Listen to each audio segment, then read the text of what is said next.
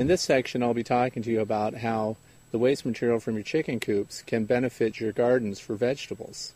As you can see behind me, I have tomato plants, and we're in mid-July now, and their growth is already impressive. I don't use any industrial fertilizers at all, and I don't use any pesticides. I just take the material from the chicken coop as chicken droppings mixed with the pine wood shavings, that's the normal substrate there.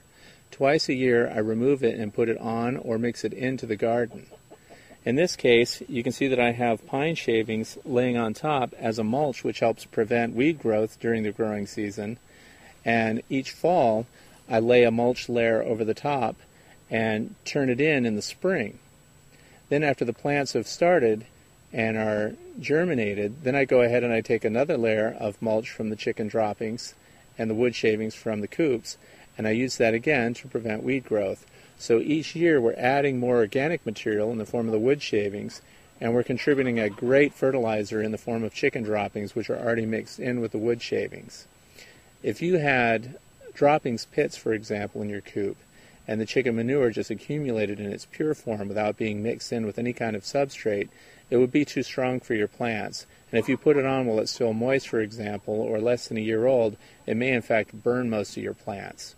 But plants that have a high demand for nitrogen in the soil benefit greatly from the use of chicken manure. This is my kale patch, which will be a tremendous benefit to the chickens later in the year. After the fall season, when other plants have gone by and already fallen to the early frost, plants like kale will still provide a great source of nutrition for the chickens, and at that time we'll remove all the fencing and allow the chickens free access to the garden to scratch and consume the remnants that are left over from the growing season. A lot of people that garden will say that taking waste material from chicken coops will be too hot for the garden and would just provide so much nitrogen that it would burn up your plants.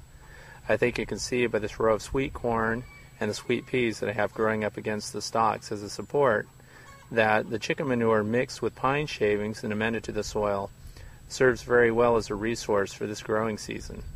I amend twice a year with pine shavings and leavings from the chicken coops so that the soil improves year after year, and I've seen my yields grow.